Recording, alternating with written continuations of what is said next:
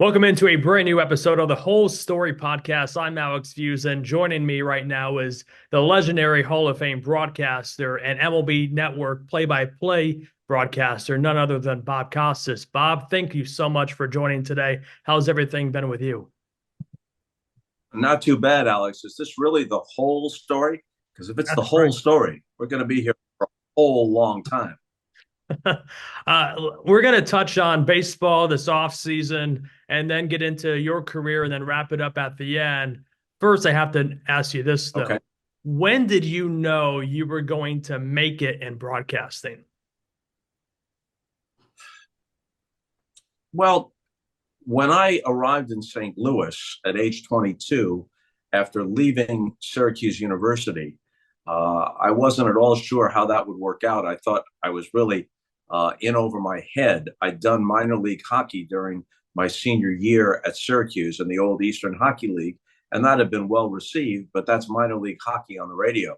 I then made a leap to KMOX radio in St. Louis, one of the great stations in the country, 50,000 watts, the flagship of the sprawling Cardinals radio network, and the home station of legendary broadcasters going back many generations. So I thought maybe this is where I get exposed as being not quite ready for anything close to the big time. And while I certainly hope I got better in the ensuing years, at age 22 at KMOX, I was very well received. I never had the notion that therefore I could rest on my laurels. I still felt like I had a whole lot to do in my career, and my focus was really just to get better as a broadcaster, not to make another step beyond KMOX. In fact, in my mind then, in the mid-1970s, if you had said to me that for the next several decades you'd be at KMOX, maybe getting better assignments, but you'd be there, I would have said, wow, that's great. You mean I didn't get fired? You mean I could be here for 25, 30 years? That was really when I thought, well, I can make a living at this. I'm going to be a professional broadcaster for the rest of my working life. I had no idea that things then would turn out as well as they did, first with CBS TV briefly, and then the 40 years at NBC and all the different things that entailed, including branching out to HBO and all the assignments that I had. I had no idea about that or that those things would go as well as they generally did. But the specific answer to your question is, at age 22, doing the Spirits of St. Louis in the old ABA on KMOX, I knew then that, I wouldn't be having to shift career ambitions. And you mentioned MLB, your passion for baseball. Let's dive into this offseason. Shohei Ohtani joined the Dodgers. You've, this past offseason, have made comparisons to Ohtani to Jordan-like-esque. What do you think, and what can you make of this Dodger super team that's now spearheaded with Shohei Ohtani at the forefront? Let's get to the Dodgers second here, and the larger point that you alluded to first. And the point beyond that is the internet distorts almost everything. I'm not the smartest guy in the world, but I'm not dumb enough to directly compare Shohei Ohtani to Michael Jordan, which is why I never did. But the internet has to simplify everything for clicks. And so Bob Costas says Ohtani is baseball's Michael Jordan. Ohtani has been in baseball for several years, and the average casual sports fan cannot identify him. Michael Jordan was a gigantic star from the moment he entered the NBA because college basketball, especially then, was a feeder system. Players didn't stay for 1 year. Michael Jordan stayed for 3 years, and one of them included a game-winning shot in the NCAA championship game, and it also included being part of the gold medal-winning Olympic team in 1984 and American Olympics in Los Angeles. And then he won 6 NBA titles and was the subject of Nike commercials and the centerpiece of the 92 Dream Team. You'd have to be an idiot to say that Shohei Ohtani, remarkable as he is anywhere close to Michael Jordan. What I said was, and this is what apparently is so difficult to grasp now, there are nuanced points that can be made. Not everything is binary, not everything is primary colors. I said that it was better for baseball, not for any one fan base, It's not a matter of rooting for the Dodgers over the Blue Jays or anybody else. That for baseball overall, it was better that he landed in LA than almost any other place, not just because the Dodgers had the resources to pull off the kind of deal that they and Ohtani agreed to, but because the Dodgers are almost always good. They're frustrating in that they don't always get to the World Series, but you can be guaranteed they're going to be in the postseason, which never happened for Ohtani, just down the road with the Angels. And because of the proximity to Hollywood and all the rest, they can maximize the marketing aspect of it. And there will be a fascination, as there already is with baseball fans. There can be a larger fascination with Ohtani, which makes Ohtani comparable to Jordan in this one respect. Jordan had value not just to the Chicago Bulls, he had value to the NBA overall. In fact, it was jokingly said that the other team owners should chip in and help the Bulls pay his salary. So in that respect, Ohtani is the only guy that has that kind of, not that people didn't come out to see Aaron Judge, of course, or to see Mike Trout when he's healthy, of course. But Ohtani is the best example of that in baseball. As I said, the closest thing they have to Michael Jordan. Whatever horse was second in the Belmont in 1973 to Secretariat was the closest horse to Secretariat, was also closer to last than to first. This is a point that perhaps someone with a functioning brain could grasp. Not to say you, but here's the lesson to you, Alex. Not everything that appears on the internet is exactly as it appears. In fact, most of it is not. The primary source gets immediately distorted when it goes from point A to point B through Z. End of lecture. End of lecture. But every word of it is true. Every word of it is true. Mm-hmm. Let's switch to the Yankees. They made a trade that many say that they needed to make. What can the Yankees look like with Juan Soto in that lineup next to Aaron Judge and the rest of that team? Well, he obviously improves them dramatically. Now you have Judge sandwiched between two left-handed hitters, and Soto walks a whole lot. If he continues to draw that many walks, Judge will bat with a guy on base, at least one. If they don't want to walk him ahead of Judge, Soto will see more good pitches to hit. He's been sometimes overly selective in the minds of some, but if he's getting good pitches to hit, and at Yankee Stadium, San Diego is not necessarily the best home run hitters park. He managed 35 in total last year. You would think if he's healthy, he's good for 40 or more as a member of the Yankees. Then you have a healthy Rizzo batting behind Judge. Now that's a fall off from Soto, but still, Rizzo is a respected left-handed bat. And what they really have waiting in the wings, set to join them after Tommy John surgery sometime mid-season, is the switch-hitting rookie Dominguez. So they could potentially have Judge going back to his natural position in right field. You could have left-handed hitting Soto in left field, switch hitting Dominguez in center field, and Judge in right field. That is a great heart of the lineup. Mm-hmm. Without a doubt. Now let's someday. We'll table the baseball talk and let's get into your career. One of your passions has been baseball play-by-play. Why do you think that throughout all the other sports that you've broadcasted, that's been your main passion throughout your entire career? Well, I have great interest in and fondness for other sports, especially basketball. Basketball has always been my second favorite, and I've enjoyed college basketball and lucky enough to be part of the NBA on NBC in the 90s and early 2000s, which was an incredible era for the league. And the way NBC covered it, leave me out of it. I was just lucky to be part of it. But the way NBC covered it, with all due respect to everybody else, like I love Ernie Johnson and Kenny Smith and Barkley and Shaq. They all do an excellent job. Kevin Harlan, Ernie Johnson, they all do a great job. I mean, I meant to say Kevin Harlan and Brian Anderson. I already mentioned Ernie Johnson. But the overall presentation of the NBA and NBC was just incredible. So I enjoyed that very much. Baseball, however, has always been my favorite sport from the time that I was a kid. When I was a kid, baseball was still the unquestioned national pastime. And the World Series got gigantic ratings. And the Saturday afternoon baseball game of the week, which I was lucky eventually to be part of, got substantial ratings. Sometimes regular season games getting higher ratings than postseason games get now. So that's the eras in which I grew up with baseball. Baseball has the deepest and richest history of any of the team sports that we follow in America. It's a different kind of broadcasting. Even with the pitch clock now, which has been a good thing, generally speaking, there's still more time for conversation, more time between pitches. Not every pitch or not every play is consequential or spectacular in nature. It's just more of a conversationalist game. The relationship with your partner in the booth is different.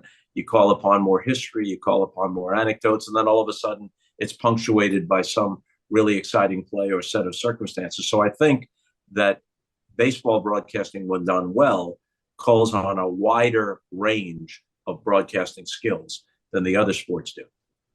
And you've got to dive into that in the past few years with TBS doing playoff rounds. What has that experience been like to just be back and calling postseason baseball? Well, I enjoy baseball.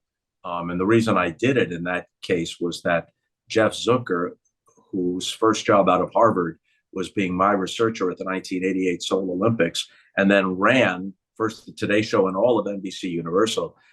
So he and I have a long history and deep friendship.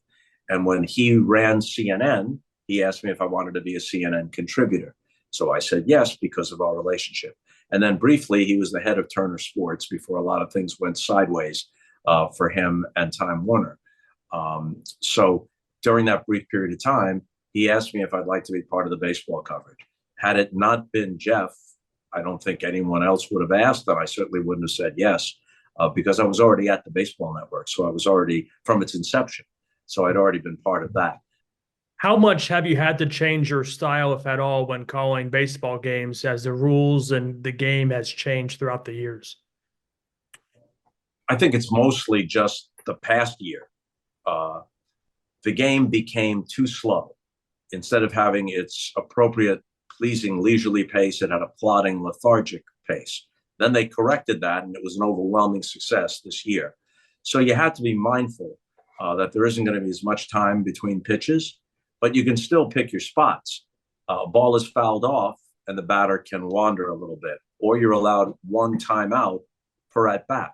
If the batter takes that timeout and steps out of the box, that's the time to slip in the little note that you might have prepared for whatever situation it is in the game. And if you're deft about it, here we're having a conversation that's open-ended. You just realize when you're on the air live how big the windows are, and you slip in and out of those windows. Without a doubt. You mentioned you're on the back nine. You've accomplished a lot in your career, obviously. Is there anything else that you want to do before you officially say this is it?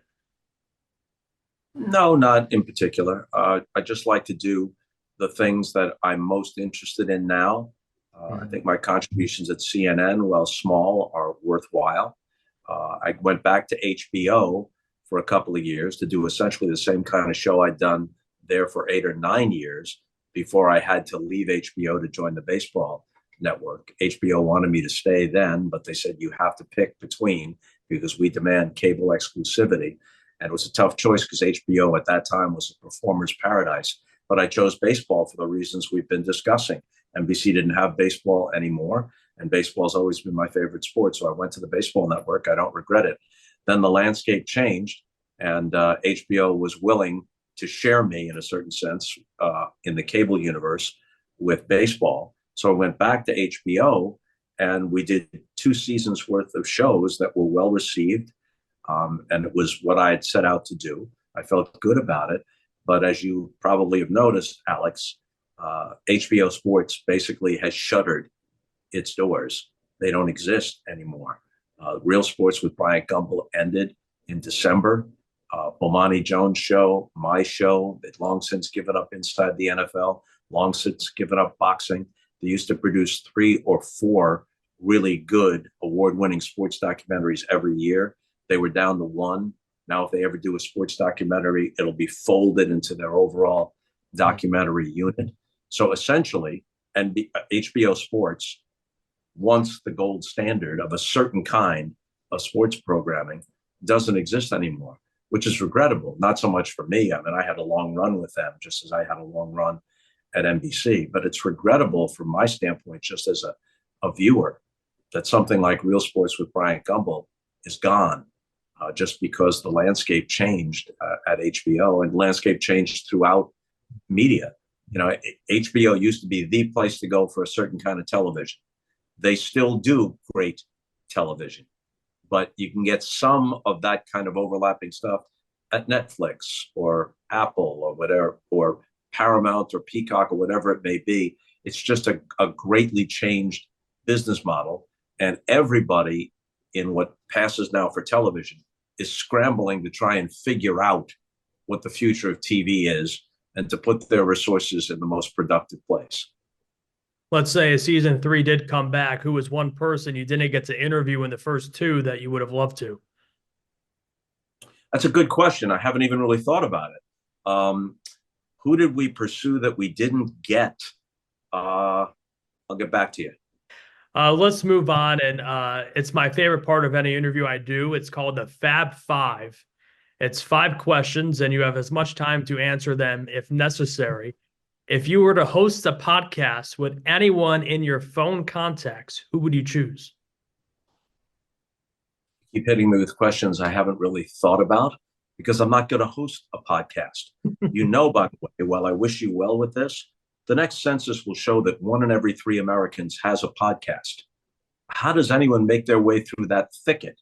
Unless they're willing, like Joe Rogan, whether you like him or not, or a few other people, Mark Maron, people like that, to make that your sole focus.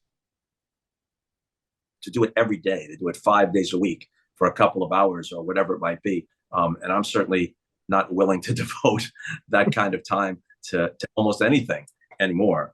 Of all the people that are in, again, I don't know. I haven't got an answer, which indicates that I don't care that much.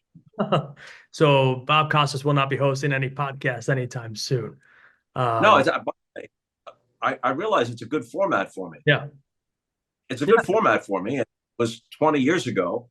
And if there wasn't so damn much podcasting out there, maybe I'd do it. But it's a moot point now. So it's also a moot point who I'd book on the show.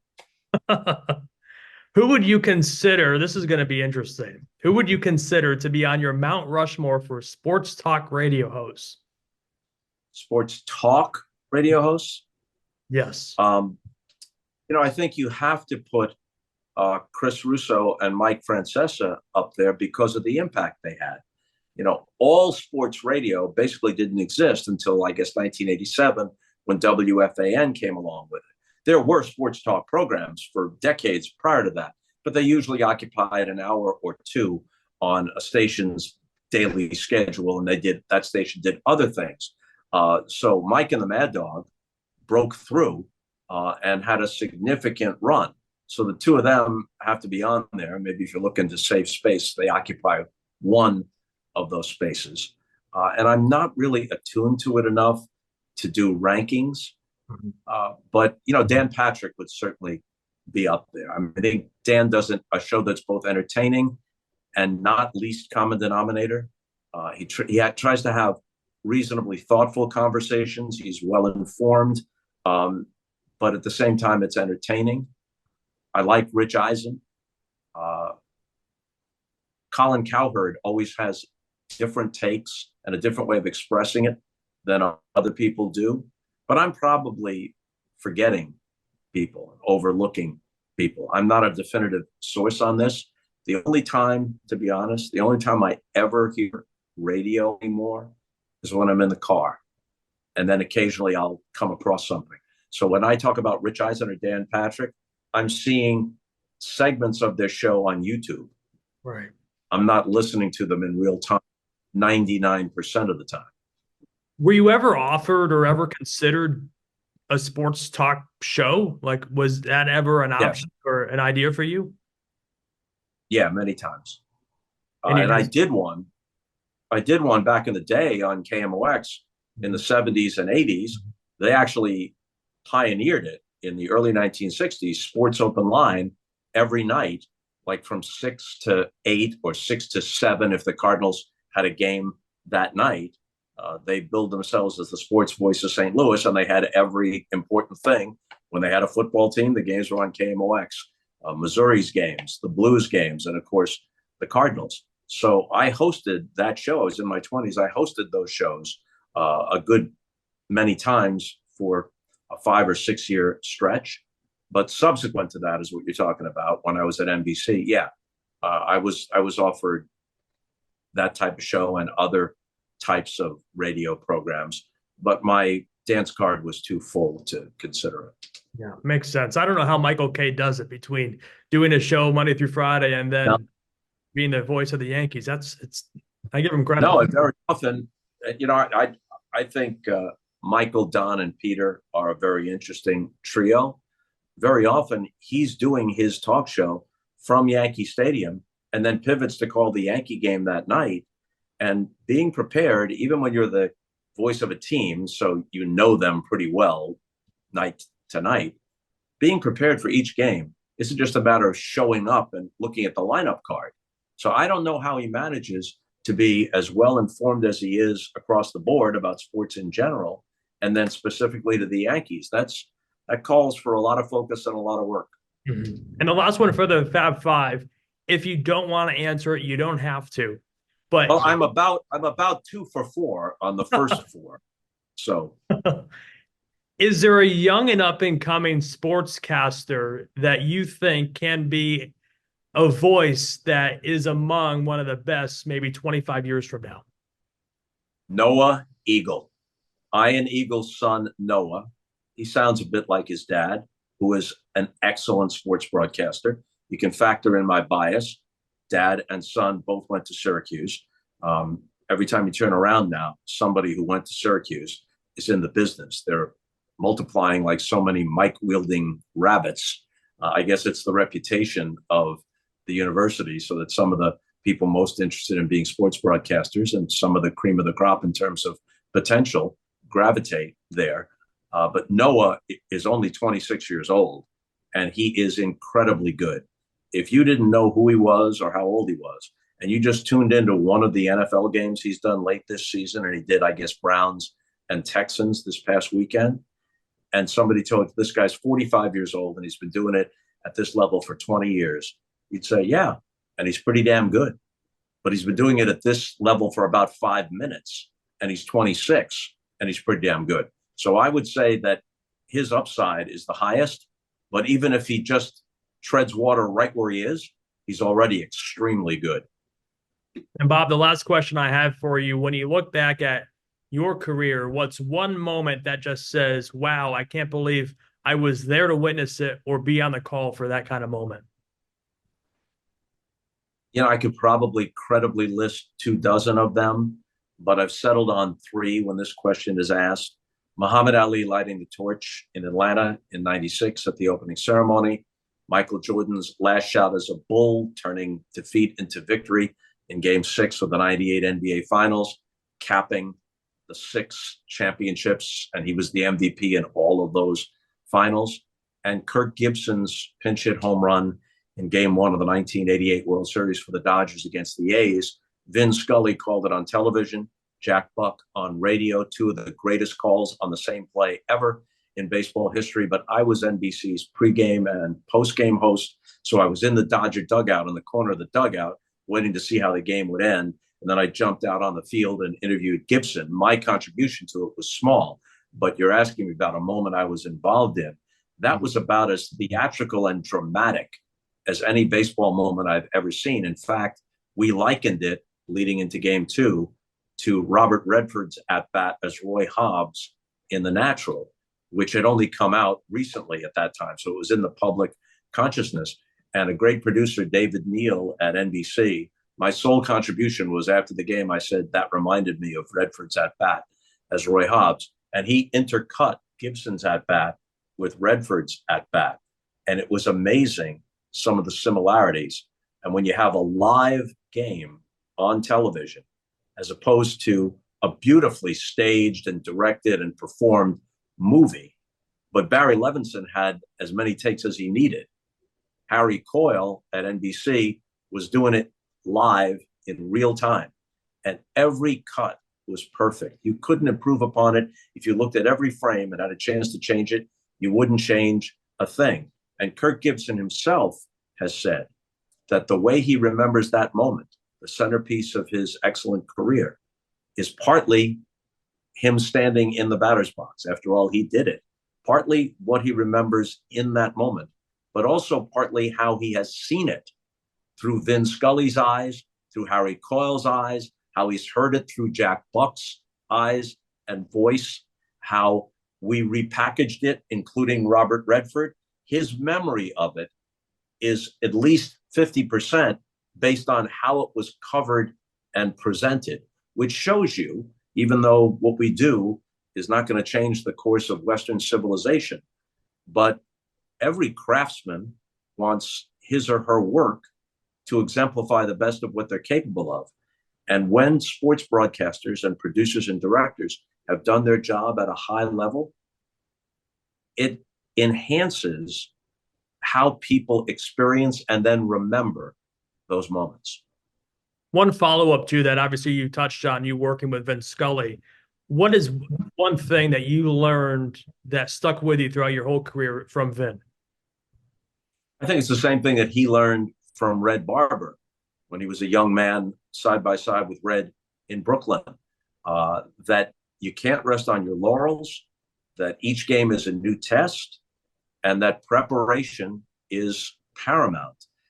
Vin liked to quote the legendary actor Sir Laurence Olivier in saying the key to success was the humility to prepare and then the confidence to bring it off. So, you know, when you go into the booth, whether it's a studio for the Olympics or whether it's the World Series, you're only going to use a fraction of what you've prepared, but you're not sure which fraction. Maybe you can say, almost certainly I'll get these dozen things in.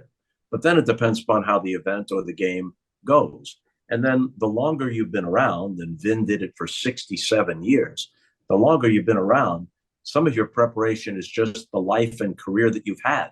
You have no idea, if you're Vin Scully, that something that happens in the game is going to remind you of a story about Jackie Robinson or Sandy Koufax. But that's in your mind. That's part of the preparation, years and years. I don't think anyone can match Vin in that respect, but any good broadcaster has that if he's been around for a while. Bob, thanks so much for your time to come on the Whole Story podcast today. Thank you, Alex. Good questions and reasonably decent answers from me. Questions were better. Questions in some cases were better than the answers because I didn't have any answers for some of them. That's fine. No problem. You can get back to me. Yeah. I'm going to have to make sure that I think about these for the future in case anybody else pops those questions.